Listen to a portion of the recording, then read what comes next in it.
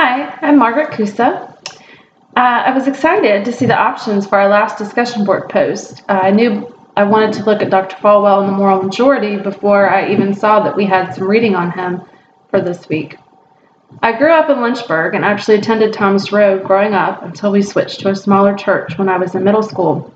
But I remember always hearing about the moral majority at home and in the news, but I never knew a whole lot about it because I was very young. So this was a great opportunity to learn a little more about it.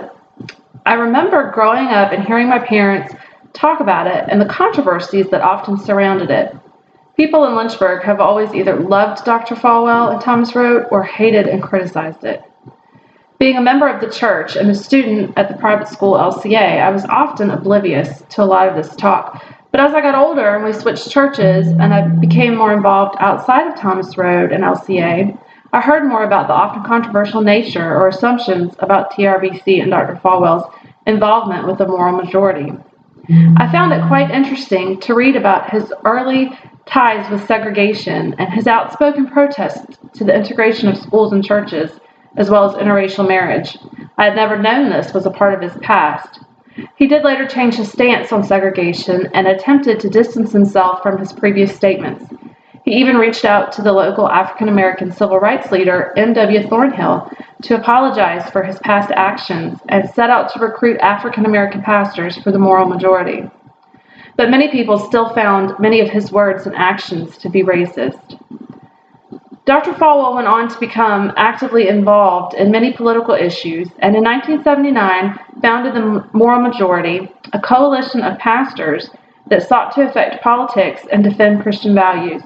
He was outspoken on many political topics, including defense spending, saying that a strong defensive system was a divine mandate because God wanted the United States to protect itself against the atheist Soviet Union.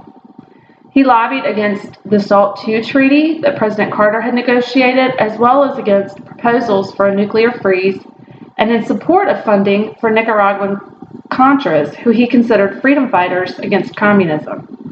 The liberal government, he said, was at fault for the unwelcome changes in American family, and political lobbying against such policies would enable families to thrive again. He also fought against social issues such as the Equal Rights Amendment and its supporters. The Moral Majority used several means to gain support for their causes, including direct mail, telemarketing, rallies, and TV broadcasts. They engaged many causes, including those previously mentioned, as well as abortion, homosexuality, prayer in schools, and media that they felt went against the moral family values. They are also credited as having a large impact on the election of Ronald Reagan in 1980. They continued to fight for Christian values through the 1980s, but in 1989, the Moral Majority was disbanded, and Dr. Falwell said that it had done its job and the Christian right was firmly in place, but it was also in serious financial trouble. In standing up for Christian values, Dr. Falwell drew the criticism of many, and was even faced with death threats from those opposing his social and political views. But he fought hard despite the critics and threats to continue his hard work.